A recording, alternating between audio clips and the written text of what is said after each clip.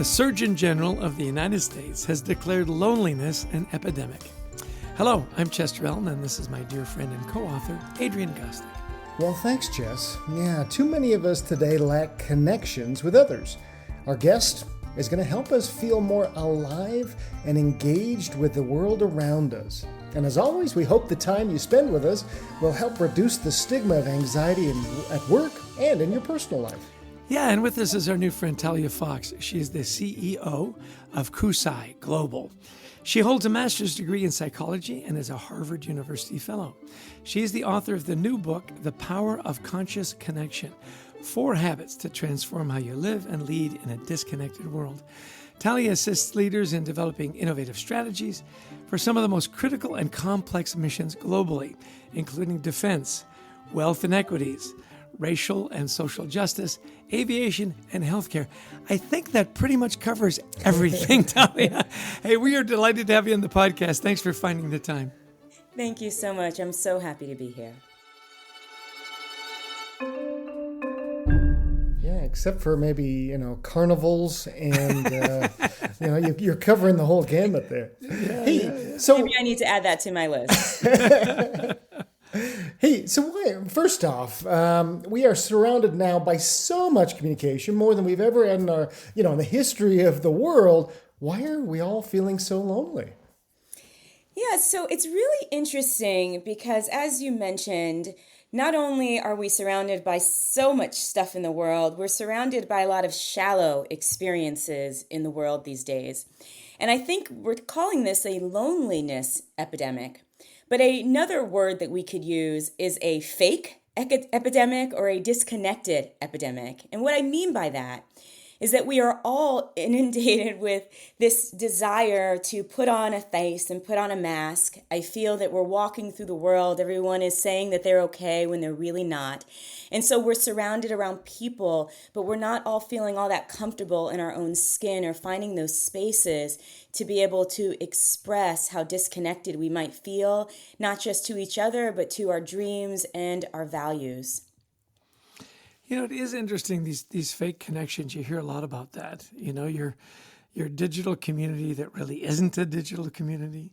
I'm really interested, though, that you write about deep listening is a key to mental health. Can you go a little deeper on, what do you mean by deep listening? Yeah, so for context here, there are some things that we need to do to address this loneliness epidemic and to feel more authentic within ourselves and how we're walking through the world.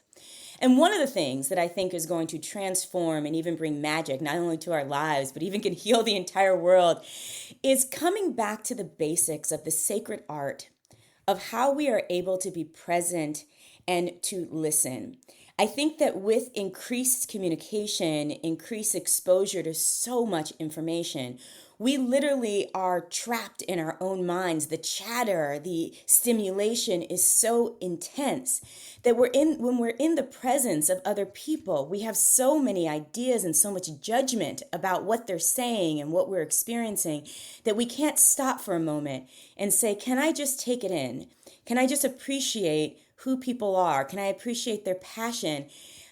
Instead, we are literally walking around with these trigger buttons on, waiting for someone to say something that is in contradiction to what we believe or in contradiction to how we think the world should work. And so we are like these zombies, and we're screaming at each other in our minds, and sometimes actually literally. And it is fueling this loneliness and this epidemic, which, by the way, you may decide to mention this, but the Surgeon General said that this loneliness epidemic is equivalent to smoking 15 cigarettes a day. That is the impact it has on our health and on our future. That's a staggering number, 15 cigarettes. It's so funny as you're saying all this. I was thinking, we drove up. We've got a little lake house in upstate New York, and we drove up and we got late, but we'd love to go down to the dock. It was a clear night, and there was a nice moon and the whole bit. And so we're taking all these pictures with our phones and all that. And all of a sudden I thought, I'm viewing this beautiful landscape, this beautiful, lake through my phone. I thought, put your phone down, just relax. And like you say, just drink it in. and see the world for what it is. That I appreciate it when you said this sacred art of just listening and taking it in. We've forgotten the basics, haven't we? We have. And to add to that, in my book, The Power of Conscious Connection, I am a leadership strategist. And Okay. so this conversation, because we are talking about anxiety at work, may have a little bit of a fluffy feel to it, but I am a strategist. And so I actually show how implementing listening strategies not only can make you feel more connected, but you will become the smartest, sharpest person in the room, able to solve problems like no other time before. I actually put people on a listening diet. That is one of the things I do with some of my clients, and they have some very specific things to listen for. And I will tell you, although I've seen this result time and time again, it results in promotions, it results in solving problems people have had for many, many years, literally by just doing a very specific kind of listening and being strategic about the questions and the things that they are listening for. So really critical there. Well, this is great. And so I love this. And I love that you're bringing it back. Look, there's some actually business benefit. This, the podcast is Anxiety at Work. We want to be successful at work. So listen, brings down your anxiety, makes you more successful. It's great. But then you say in your book, the next skill is observing. So curious, first off, how is that different? And then give us maybe a specific example of a leader that you've worked with who's done this. Absolutely. So the first step, as you mentioned, is listening. That is that you are gaining the wisdom. Listening is the portal to wisdom about what's going on in your world. And so you're taking in some very strategic information. Once you take in that strategic information, the next step in this system of being more connected and being the smartest person in the room so you can solve problems and access magic is observation. And observation is connected to a leadership skill called systems thinking. And so what you are doing, not only are you present and listening, you are observing connections. So I'll give you an example. There are often people that they speak up a lot at work. And sometimes they feel a little bit diminished or upset because they say no one is listening to them or their ideas aren't being considered potentially like someone else. And so one of the things that one of my clients observed is that there's specific language, specific priorities that are present in an organization at any moment in time that are trigger words that get the attention of every single person in the room. And so if you were to think about what you're saying, what you're focusing on, are you focusing on the right things at the right time? And the way to figure out if you are focused on the right things at the right time is, number one, you have to go on your listening diet because you have to really listen. And secondly, you have to observe the connection to what people are saying and the impact that has on the attention of your stakeholders. And so you can push any agenda, but make sure you root that agenda in the things that matter most, not holistically, not for 5 years, not for 10 years, but what's happening in this snapshot moment of time. And listening and observation is going to give you access to that portal and decrease your anxiety because you're not always going to be in the dark about why you're feeling this way, why people are ignoring you. So many different things there. Yeah, a listening diet. It is interesting how it's a discipline, just like anything else, isn't it? And when you said it was the portal to wisdom, that really caught I need to be wiser. I mean, Adrian would agree. Chester, you need to be just a little bit wiser. I've said many times, for heaven's sakes, don't get any wiser. Yeah. Don't get any smarter. You talk about these interactions. We talked a little bit about this earlier, about how people feel fake or they feel rehearsed, that's not the true them. Why is that? And how do we overcome that feeling? So I'm going to put my psychology hat on for just a moment. How we have developed is all of us have grown up in certain environments and certain cultures, and we have picked up habits along the way. We've picked up ways of being. And so we come into this interesting world we call work, and we're interacting with other adults that have grown up with different cultures and different lives.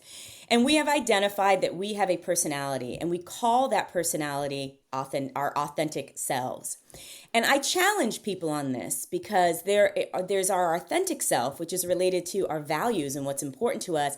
And then there are just good old bad habits that don't support great interactions, don't make you likable, and don't get you the results that you want. But we're so attached to these habits that we don't do anything different. I'll tell you a quick story. I was doing a big talk, and this was called the Last Resort Training on Interpersonal Effectiveness. And there was a woman in this experience. Every single time I opened my mouth, she literally would sigh a deep breath. Her face expressions were just like, I have never seen someone in so much pain. So, I always tame my ego. So on the break, I said, is there anything I can do to make this experience less painful for you? I will do anything. I'll dance, I'll sing. And she went on to share that she was having some issue with her child at home, and there were other things going on, and she wasn't aware how her facial expressions, how her responses were impacting everyone else. Now, this experience really became an ice tray effect into all of her connections. When we had activities, she had this look on her face. I had an opportunity to work with her later on, and what she presented to her colleagues was someone that was very direct and harsh, sometimes even rude, disagreeable, not flexible.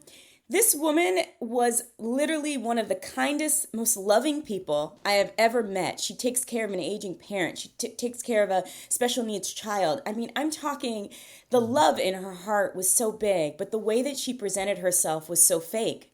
Yet she walked around thinking that she was being real. There was a huge disconnect to who she was and how she was presenting herself. The key was she was in a lot of pain, and she was agitated, and she felt, resentment toward her colleagues, and because of the holistic aspect of her life. So we actually I worked with her to increase her authenticity so that who she really is, who she really wants to be, can be reflected in her choices and reflected in her habits. That's an extreme example. What are some of the common bad habits that we might have at work that you see, like the most common bad habit of a leader, for example, that you need to look out for? So yeah, let's look, that is an extreme example. Let's look at some basic small ones. And I will tell you, the love is in the details, and the power and the wisdom is in the details. There is a bad habit where many leaders, they do this thing where they're on their phones and they're very short with employees. So depending on how much they value the person that's speaking to them, they could be on their phone and on their computer, and they might say, yep, I'm listening. Nope, no worries. Keep talking. Yep, go ahead. Yep. And it is a very dismissive thing. I share with those leaders, if your huge stakeholder or CEO walked in the room, you wouldn't have to come to me. You would figure out how to fix that immediately. Right. Same thing happens even in a virtual world. There is this level of even slight dismissiveness that we experience with other people that make us disconnected, and we are unintentionally being rude and devaluing this human being, we call it a resource, that is on this journey with us in leadership. So some of these micro things that we do to disconnect from others. And that's such an obvious one. And we've all done it, right? We've all done it. It reminds me there's a great insurance commercial of this guy that is the podcast maven in the office. And he's telling everybody there's a podcast for everything. And he's in a meeting, and the leader says, hey, are you listening to a podcast right now? And he goes, yes, but it's on multitasking. So, Another one that's interesting, Chester and Adrian, is this idea of we have these listening personalities, right? So someone might come to tell you a story. They might have a very specific question about a report or a specific question. And it doesn't matter what they're talking about. If they say something, let's say you're an IT person and you really love computers, you really love AI, they might tell you a full story. If they mention anything about computers or AI, that person, as they're talking, will just grab onto that and run with it, completely dismissing the whole context and the whole point of why the person is talking to you. So I see this all the time. We are talking to people and we're so big on either adding our own value or showing how smart we are that we don't ask ourselves, what is the point of this conversation? Right? We're not fully conscious and aware of the kinds of interactions that we're having. It can be quite self-centered. Speaking of AI, I'd like to tell you a story. No, I'm just kidding. That's exactly what happened. Yeah. No, that's great, Talia. This has been so good already. Tell us how people can learn more about your work. Where would you send them? Yeah, so you definitely can connect with me on LinkedIn. I love that as a resource for business people. And you can go to our website, kusitraining.com. We have lots of resources there. We have lots of trainings that we do for large organizations, as well as Talia Fox Speaks if you want to connect with me personally. And any challenges you have or anything that's going on, we try to be as responsive as possible to people that reach out. Well, that's awesome. So now, in the book, as I've started reading, you share quite a bit of yourself, which is great. I don't know if you did that coming in, or somebody pushed you to share more. So, always kind of curious about vulnerability in a book like this. Tell us how you came to this idea of loneliness and connection, maybe from a personal perspective. Well, Adrian, when I first started doing this work, I was miserable. I was in that fake group. It's so funny. I wanted to be this leadership person, so I put pearls on and make sure I was all perfect. And I would speak in a way that I memorized what it was I wanted to say. And it was very rehearsed and very sticky. And I did not like it at all. I was miserable. And then I just made this decision, had some interesting things happen in my life where I was going to connect and I was going to be on a mission to really roll my sleeves up and help people. And so I actually experienced what it is to just authentically connect with competence. Let me add that, authentically connect with competence. To my clients and to people, and I have never been the same. I started really listening. It wasn't about what I rehearsed or what I planned, but it was about what they really needed. I started observing what was most important, and I started listening to people and their values, and not just for a business perspective, but as human beings on this earth, what is it that we're really trying to accomplish together? And so I engage in a way that leaves space for us to have real conversations about what matters to us as people and what matters to us as achievers and dreamers. How do you make it safe to have those conversations, though, Talia? I mean, the way you say it and your energy and I'll say, oh, yeah, this is great. And yet, to have those really genuine conversations, you've got to make it safe. How do you make it safe for not only yourself, for other people to have those kind of conversations? Well, I almost feel like I had a quote come from The Lion King where I laugh in the face of danger. If we use the probably cliche jungle mentality, it probably is not going to feel safe, right? We have people that are making choices and doing things. And so I don't know if safety is the key, but I will tell you what I think is the goal. The goal is to build up enough skill so that you can appropriately stand firm in your authenticity. So, for example, you mentioned part of our system is listening. The leadership skill connected to that is emotional intelligence. And what emotional intelligence allows you to do is I can be in the face of someone that is mean to me, that is diminishing to me, and I can emotionally manage myself and manage them in a way that honors who I am, honors my values, and I can be rooted in my professionalism. But Chester, you're on to a really great question. This isn't something that is intuitive, and it's not something that you just wake up one day and do. It actually takes a level of mastery and practice and skill to be able to reap the results of listening, observing, aligning with your values, and engaging in people in an authentic way that respects your vulnerability, but also respects your craft as a leader and as a professional. Interesting. So in your disciplines, what do you do to keep yourself, authentic, lower your anxiety levels and stay mentally sharp? What are some of your practices? So I have a practice that I use with a lot of people called the art of the shift. And I am very disciplined about what I allow my mind to think about. And so I ask myself the question if whether or not the thoughts that I'm having in this moment are serving me well, or are they diminishing me in some way or de-energizing me in some way? So I will literally say, what are you thinking right now? And I have this practice of reframing and shifting what's going on in my mind to be present. For example, let's say someone's going on and on and on, and I feel anxious because I don't want to listen to them for very long. There are two things I do. One's practical. I usually set all conversations to say, I'm going to put a timer on. I have about 15 minutes. The reason I'm doing this is because I want to be completely and totally present with you. while they are talking for that time, I might say, can I give right now this gift of listening? Can I just be present and listen? Where am I going? What's so important to you right now, Talia? Just listen and take it in and allow this moment to unfold as it is. In the morning, Chester and Adrian, I have definitely practiced to keep myself in that space. I wake up and sit on my deck and I really just stare out at the trees and I observe, kind of detach from all the different things that I think are important. And I just allow myself to sit and to be. And I really try to, as a practice, to think really motivating things. I like to be my own cheerleader, and I'm a cheerleader for other people. You got to lift yourself up and say things to yourself that are encouraging.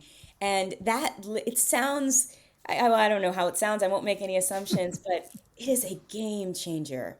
If I could add one more thing, the game changer is actually scientific because for those of you that have heard of the amygdala attack, when you are fearful, guilty, and anxious, all these things, it actually makes your frontal cortex responsible for goal setting and strategy really fuzzy. It's a part of the way our brain works. And so I don't just do this because it's a beautiful way to live, but I do it as a strategy to access clear thinking and to access solutions that are all around so that I am not distracted by my own self-centeredness or insecurity, but I am really present and rooted in an opportunity to add maximum value. You're right. It's a beautiful way to be. It's a beautiful ritual that you have to start your day, and what a powerful thought and way to start. But I also love this idea of the gift of listening. I mean, That's what you've been telling us today. This has been so great, Talia. And I want to be conscious of our time here. This has been such a great conversation. If you had one or two big takeaways that you'd like our listeners to take away today from your study of connectedness, what would you tell us? So one takeaway, I highly recommend you use the book because I have a lot of great strategies for those at work, but I want to leave you with this thought. Life is supposed to be fun. And when you wake up in the morning, do not forget what it's all for. Do not forget what's important to you. Do not forget why you are achieving or moving toward any particular goal. And I guarantee you this, and this is a promise that I will make. I know it's a big promise. If you can focus on feeling really good in your body, in your space, that will help you access every single thing that you want and need to do. Energy is key in achieving anything that you want to achieve. And the better you feel, the more excited you are about life, the greater your results will be. What a great promise. I'm going to take you up on that today. I'm going to work on that. Yeah, we're up on our lake. I'm going to sit on that dock. I'm going to breathe deep, and I'm going to focus on being happy today. Well, Talia, you've been just a delight. And for all of you that are listening, pick up a copy of her book, The Power of Conscious Connection, 4 Habits to Transform How You Live and Lead in a Disconnected World. This has been so energizing and so much fun. Talia, thank you so much for being on the podcast. Thank you both so much. Well, Chess, some great wisdom from Talia Fox, who first off tells us, why are we so lonely? We're living a little bit in a fake world where we're just not having those deep connections that we need as human beings. Yeah, I mean, I think the subtitle of her book really says a lot, right? We're living in a disconnected world, and we've got to get back to that authenticity. She said so much about listening that I thought was so important, that listening is a gift. I'm going to give you the gift of listening, and I'm really going to focus on you. And then the phrase that she used, that listening is the portal to wisdom. Isn't that interesting? So often I think as leaders, we think the portal to wisdom is what we are telling people. We are the portal of wisdom, right? Forget the listening part.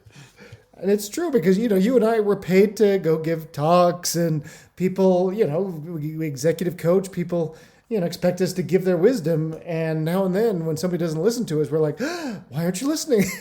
And you're right. That's not our gift to the world. Our gift is to listen. And by the way, I was just going to say this. Chester's gotten very good at this. I remember when we first gave some talks together, And I've told you this before, like I would get up and I would we'd go back and forth, and I would get up and I would tell a story and get a few laughs and stuff. And then Chester would get up and say the exact same story because he hadn't been listening to me. And he got a bigger laugh, by the way. but I pointed it out to you. Yeah, and you were very good. Yeah, I think they were more laughing at me than laughing with like. No, clearly, he didn't understand that we just heard that exact same story. It is true, though. We get so caught up, and she talks about that fake self. That our values are who we are, but we've developed these bad habits. Of not listening, of not paying attention, of thinking we can just jump in. The one that she pointed out that was so common is when people come to talk to you, you're on your phone, and it's very dismissive. Right? Yeah. I appreciate it when she said, if the CEO walked in, would you do the same thing? Well, of course not. There's no way you'd even glance at your phone if it were the CEO. So give people that same discretion, that same respect. It's like, how are we being authentic, which I think is really good, being on your phone. Even the example of the woman who thought she was being authentic by being maybe a little angry. But no, that there's a good authentic, I think, bringing your best self to work as well. So I just thought, this was really powerful, this idea of the gift of listening. Yeah. Are we observing? Are we listening? That's our gift as leaders. It's our gift as business people. And it definitely brings down anxiety when we're focusing on somebody else versus worrying about what I'm going to say. Yeah, I loved her big takeaway at the end, or her gift at the end, where she said, "Look, life is supposed to be fun. Yeah, focus on making life fun." And how she asks herself that question: what am I thinking, and why am I thinking that way? Is what I'm thinking, is it encouraging? Am I being my cheerleader, or is it diminishing me? And control your thoughts and focus on fun, focus on feeling good and accessing, the good in what we do. Her morning rituals, just sitting on her dock and soaking in, the lake and the leaves. And how often do we hear that? Get to nature for a minute, look at the marvel and the wonder of creation, and then tell yourself, you know what? Life is supposed to be fun. I'm going to make today fun. I love that. Yeah.